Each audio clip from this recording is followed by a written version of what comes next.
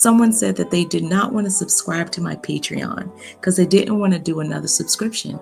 They said, but if you had a book, Mm. I'd read the book. And so I was like, okay, then I guess that means I'm doing a book. And so I decided to put all my short stories together. Well, not all of them, a good.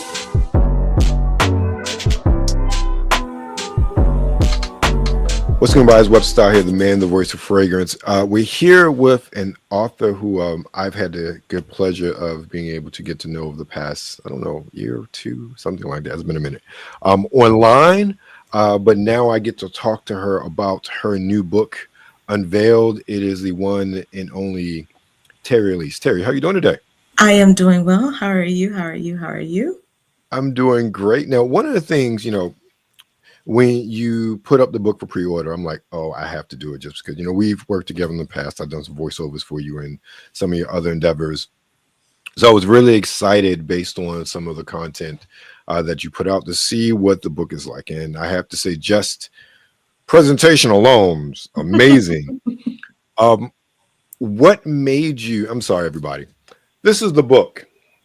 If you haven't seen it or whatnot, and we'll get to where you can purchase later. But what gave you the inspiration for the book? Honestly, I was not going to do it.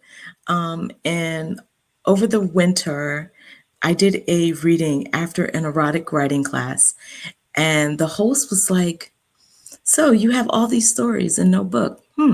Food for thought. And I was like, okay. And then later on in the spring, someone said that they did not want to subscribe to my Patreon because they didn't want to do another subscription. They said, but if you had a book, Mm. I'd read the book. And so I was like, okay, then I guess that means I'm doing a book. And so I decided to put all my short stories together. Well, not all of them, a good many of them, and put it in an anthology for everybody. Awesome. Now, what was, well, I guess, how hard was the process of putting all of your writings into book form? That part wasn't hard. The hard part was deciding which ones to include because I started writing short stories like mid COVID, because I needed something to do, and a friend presented it as a challenge. And so I said, okay, cool. I had written poetry before, and they were just like, have you ever considered writing short stories or writing a story in general? And so I was like, okay, cool. I'll try it. And so I did, and I started liking it like a lot, a lot.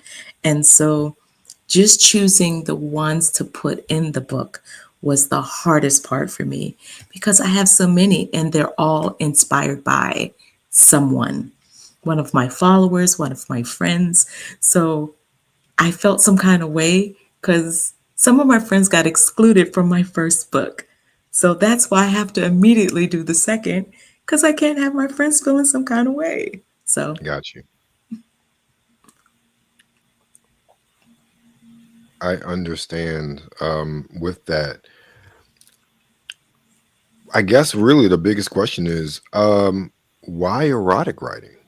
Why erotic storytelling? What do you, I guess, what was your motivation for going into that realm? erotica always seems to be so taboo, but it's really not taboo because it's what everybody thinks about, it's what everybody wants, but it's what everybody's afraid to talk about, which is weird because everybody enjoys it, Right. everybody likes it. And so I'm like, why not talk about it? Let's talk about the taboo things. And it doesn't have to be dirty or nasty.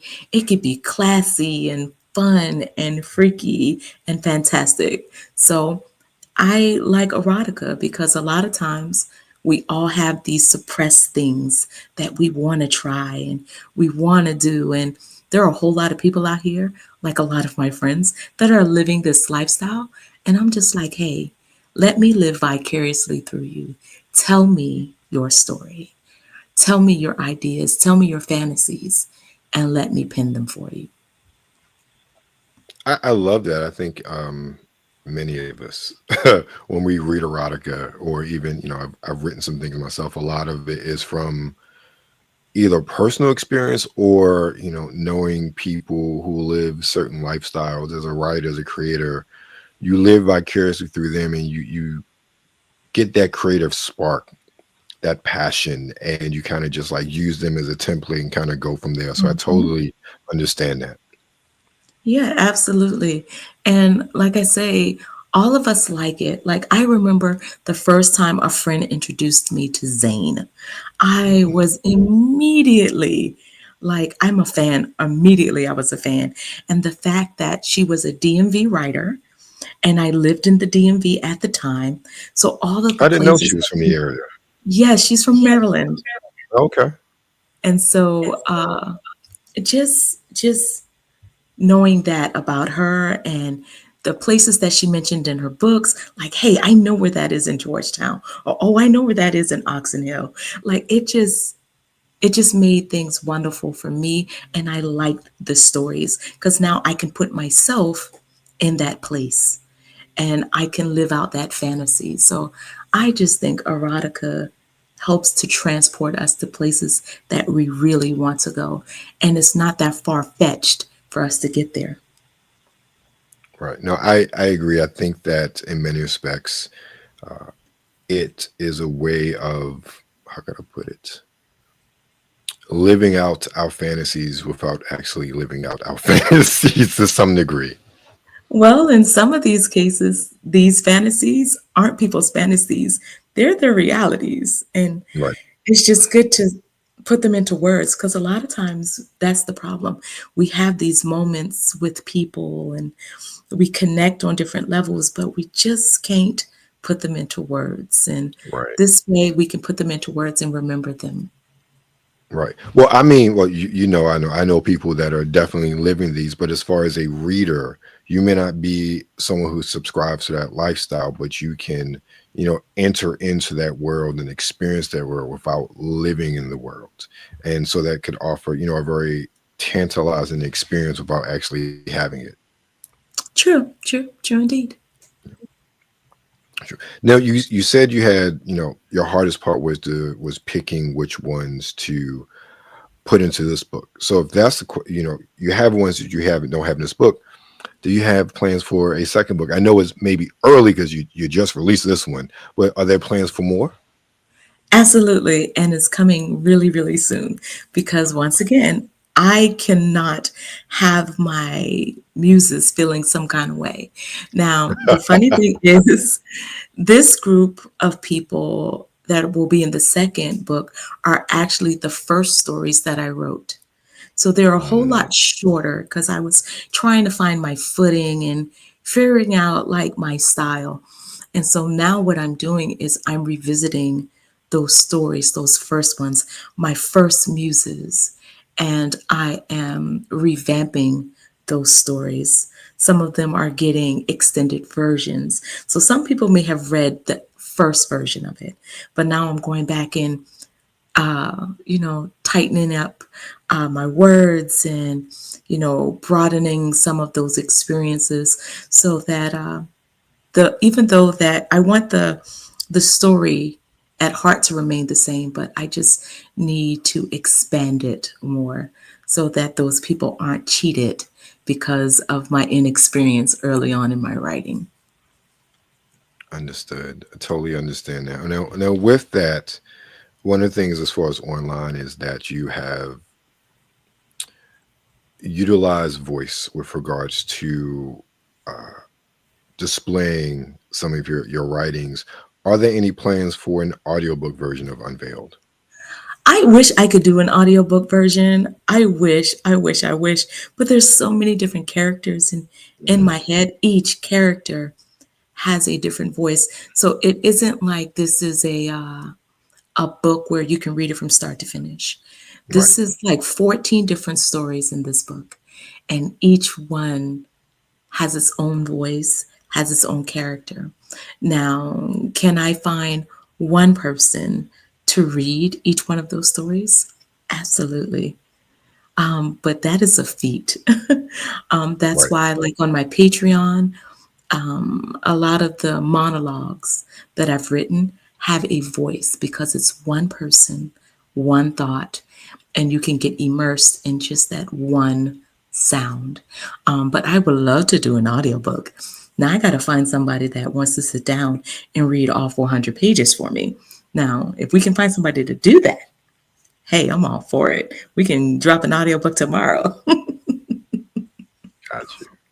And understood. I figured that would be a daunting task, but I figured I'd ask, considering your experience with Instagram and Patreon, how voice has been in some respects, a very vital aspect of how you've been presenting your writings thus far. I love hearing the different voices. And what's funny about it is, even though I have a voice in my head, the voice that usually presents itself is not the voice in my head when I'm writing. Mm, I don't care who volunteers for the voice. You just have to commit to the character. And if you can commit to the character, the monologue, the right. story, it's yours. I like for the people that inspire the story to be the one that reads it. But sometimes they're a little shy and they don't want to do it. And so other people will volunteer for it.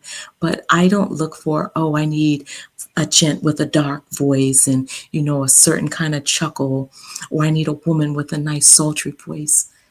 We are all sexy in some kind of way. We are all sultry in some kind of way. Someone may like the fact that you snort when you giggle. Some people may like the fact that you growl when you talk. In any case, every voice is special, and somebody's voice will check a block for somebody. And that's all that really True. matters. True. Totally understand that, and boy, do I know it. You have a great voice. I love using your voice. Thank you. Thank you. So, okay, with that, book two is coming sooner rather than later. What has, let me back up. So, you did the pre orders, I and did. clearly I was successful because you sold out. What, and I say that because I purchased pre order, obviously, I have the hard copy. But what reactions did you get from one, just the pre-orders and the boxes? 'Cause they were, I will say, just as a customer, I was impressed. I love the level of presentation. I actually had a friend of mine who, somebody they knew had put out a book, and it was, let's just say that it wasn't worth how much they were charging. And then I used your book and your presentation as an example, even though like the price difference was, I think you were about more than double, but they were charging half as much for a short little paperback on Amazon, while you came with a whole box for double the price. And I was like, this is what you do if you're like, this is presentation. So what has the reception been like, at least with the pre-orders, and I'll get to just as a whole? So I know I have a lot of people that are angry with me that I only did a limited printing. But once again, I told people like 4 months ago, hey, I'm going to write this book. Hey, if you want one, just give me your name. And initially, I wanted to print more, but I didn't get the participation. And so I said, okay, Mhm. well, I will shorten the number, and the people that signed up will be the people that will get it. And so once people started seeing the boxes go out, then everybody Mhm. was like, hey, I want a box. Hey, I want a box. Hey, can I get one of those little black boxes? And I'm just like, it was a limited edition or a limited number of printing. You had 4 months to Yeah. get your name on the list. If you had put your name on the list, hey, you would have had one. It was guaranteed. Those people that put their name on the list got it. But it wasn't until they started seeing what was in the box. And if I am all about presentation. Whether I'm I see. plating food, whether I'm providing a service, presentation is like I'm a Nazi about presentation. So for me, being that this is erotica, I wanted to envelop as many senses as I possibly could. So your sense of smell, your sense of touch, feeling. Some people got a sense of taste in their boxes. So I just tried to do all of those things. So some boxes had alcohol, some boxes had blindfolds and gags, other boxes had wands and strokers and toys, and some boxes had wax and rope. Some boxes had lingerie. Some boxes had candy. I tried to make each box individual to the person because each person that got a book I was familiar with in some capacity. I had spoken to them in some Right. capacity. And so I tried to make each box just a little different for everybody else. So when you opened the box and you smelled the fragrance, or you felt the book in your hand, or you felt the rope around the book, I just wanted everybody to have an experience even before they opened the book. I wanted to set a mood as soon as you opened it. I wanted there to be some form of expectation. Um, so even if the book was trash, you got a wonderful experience when you got your box in your Right. hand. And you So you did definitely get that as a living testament. That was not what I was expecting when I opened the box. Just the level of detailed and presentation. I was very impressed. That's before I opened the book. I got a lot of that. I didn't expect this. I expected a book. And I'm like, well, you got a book. And it was just like, no, I got a little bit more than a book. And I'm just like, Right. cool. That's good. I'm glad that I was able to set a precedence of what receiving an erotic book is. Now, the problem with that is I have people that are mad at me that they did not get that same experience. And I also have to remember I have another book coming out right behind this, and people are going to expect that same level of You got to presentation. top yourself. Yeah. I don't know if I could top myself, but I'm going to at least try to make it to Right. that same bar.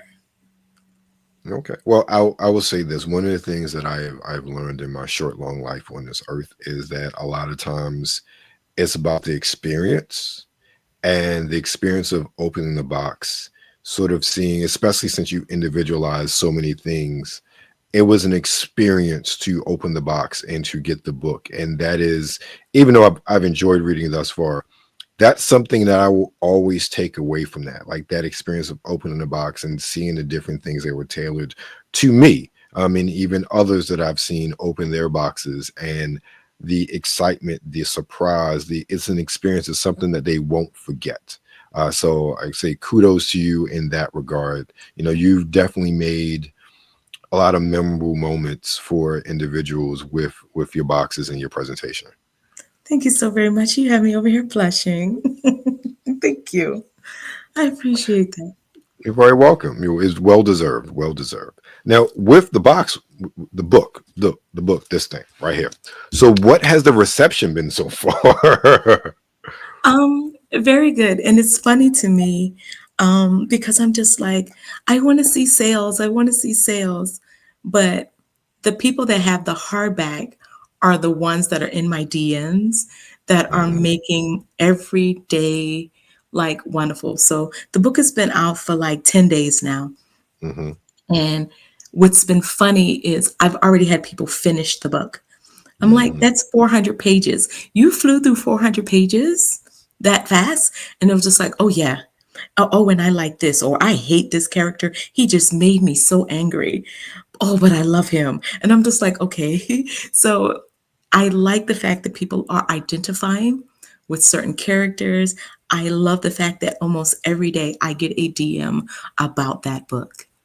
And so it makes me it makes me feel good. The reception has been well, and what is funny as well is the people that follow me on Patreon, some of them had read these stories or versions of these stories like a long time ago. And they're like, "Man, I totally forgot about that story." But it's good that I have it in my hand, Right. especially the ones that inspired those stories, because they can always say, that's my story, and my story is in the book. My name is in the book. And so it just makes me feel good that they've received it well.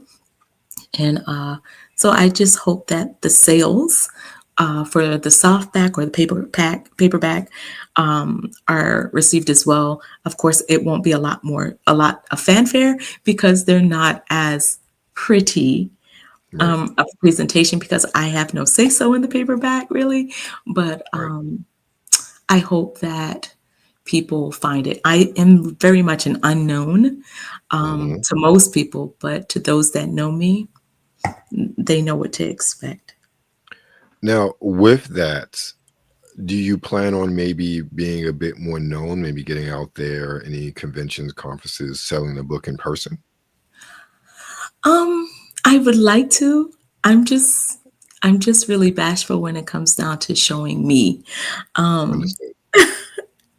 and I don't mind meeting people. I really don't. I'm quite the extrovert. I'm just very bashful when it comes down to what I write. Because I'm just like, oh my gosh, what are people going to think about me? Oh my God. Right. But once again, like I said, it shouldn't be as taboo as it is because this is something as an adult we all have done or do. So Right. Or I'm want to just, do. or, or aspire to do Right. vigorously. Yes. So for me, like I said, I'm just afraid of what people will will say. I didn't even tell most of my friends that I wrote this book. Hmm. I did not tell a lot of my friends. And if my friends found out, it wasn't because I told it, it was because somebody else snitched. And then when they found out, they were like, hold up, wait a minute. You had time to write a whole book, but yet you did not have time to tell us about it. Like, I've mulled over this for months of telling you, but I didn't want to. I was afraid of what you might think of me. And I was shocked that a lot of my friends were like heartbroken about it. So I'm trying to get out of myself so that Yes. I can actually put myself out there. So meeting some of the people who got the book, they had never seen me, had followed Right. me for quite some time, and the fact that I actually got to put my book in their hand and got to meet them and got to hug their necks, it was great for me. So now they can put a name to the face and or Yes. face to the name and to the voice. So yeah, I Okay. I would like to get out there more, but I'm still finding my way, and I don't know how to. So hopefully, I'll find my book somewhere, and someone say, "Hey, come out! We would like for you to do a book signing." So I can say, "Great, I'll be there." Understood. Well, I will say this: if you're afraid how your friends will think of you, they're not really your friends. I'll say that first and foremost. But no, I understand that, and especially considering some perspectives ill-advised people have on the subject. I definitely, understand that, and being maybe concerned or hesitant based on whatever impact that would have in your real life. So I get that totally. But I think you should. You have a great product here. We're all adults. And if they have an issue with it, then they can suck it. That's the way I feel about Not suck it. Why am I doing the Generation X? it. Hey, Suck that's it. what's in my head when I say that. Like, Ladies and gentlemen, boys and girls of all ages. Okay, I am if y'all dating understand myself that, by y'all saying that. I'm so sorry. look. If they don't understand that, they are way too young to be the watch this, or clearly not a wrestling fan. Oh my gosh, I am a big wrestling fan, but I have not watched wrestling and God knows when. Like, I don't think I've watched wrestling since Triple H was Hunter Hearst Helmsley. Oh wow, wow! With the ponytail and the little riding outfit. And the ruffle shirt Yes, and the yes, red boots. Oh, but yes. I do remember liking Randy Orton a whole lot. He's still Yeah, there. The the Viper's still Viper. there. With the most devastating letters in wrestling. RKO. Randy Kevin Orton. Yes.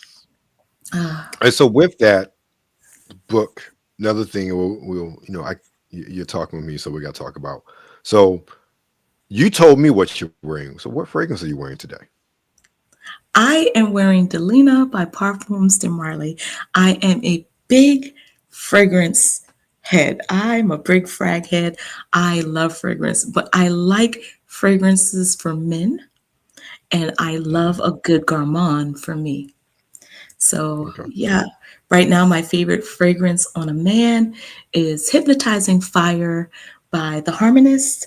And I think it's Ooze Zarian by Creed. It's a new Creed that just came out. I love Right. those fragrances on a man right now because we're moving into those winter, fall, winter. And so I love a good smoke. I love a good spice and nice oud. For me, I always wear Lost Cherry, which is what everybody smelled when they opened my book, Tom Ford. Right. Shout out to you. I think I actually used a whole bottle shipping out Oh, these wow. books. So that was an expensive sensory Yes. experience. Yes. But right now, since we're going into fall, my fragrance choice is a mixture of chocolate greedy with Tom Ford's vanilla tobacco. So I like Okay. mixing those two together because it smells like a creamy, That sounds good. spicy hot chocolate. Right. And I love a good gourmand. I love smelling like coffee or chocolate or vanilla or a good spice in the fall and winter. Got you. Yeah, I definitely understand the spice. I like wearing what I have, Bellevue Hills Polo Club Blaze. I love the spice in that. And it's so good for the winter. Um, what is it? And it's a variation of tobacco vanilla. It's a Villain by Pete and Pedro. I love wearing that in the wintertime. That has a bit of a more smokiness than traditional tobacco vanilla. Also, I really like tobacco fragrances in the fall and going into the winter. I Mhm. have Zahara signature tobacco, and I love the tobacco note, but it has such a boozy note too because it has rum and cognac and honey, so it's like a sweet boozy tobacco. I absolutely love that in the fall and winter. I like I said, I love boozy scents like a good jazz club or something like that. Mhm. By Replica. I love a good fragrance on a man. That a good fragrance will set your life right. It will, I promise you, It it will. will. It will change It your whole will. mood about the day. And like I said, I am a big fragrance gal, but I love to buy them for men. Like even the fragrance that I included in your box, I Hmm. was just like, Najim is it's now gotten to the US, which is great. I saw it for the first time, I think this week in a department store, and I was like, Okay. finally, they pulled it from Dubai. Great. But I think it's a really good fall winter scent. And so I was just like, yeah, I hope he likes it because your scent profile is crazy. Depending on your mood of the day, it changes. Yes. Yes. I was just like, I hope he's like this. This isn't. I hope he feels as if this isn't trash. Like, what Oh is you no, no, thinking? it's amazing. It's amazing. I've only sampled it. I haven't actually worn it yet, but it smells amazing. I was just like, yeah, I hope he likes this one because I know a lot of people wouldn't be wearing it yet because it hadn't Hmm. gotten to the US, and it wasn't like advertised really big here because since it was Right. a Dubai exclusive, and I was just like, I hope he likes this, or at least he can add it to his repertoire and find something to mix it with or layer it Yes. with. So Yes. Yes. Thank you again for that. It was very you're beautiful. so So welcome. with that, where can everybody find you? Well, first of all, where can everybody purchase the book first and foremost? So you can go on Amazon and find the book on Amazon. If you go under books and type in my name, Therri Elise, Therrielise, you should be able to find Unveiled there. And also, you'll find a very short story there as well called Sin. I will start uploading other short stories there as well. If you want, you could find me on Instagram, same name, Therri Elise.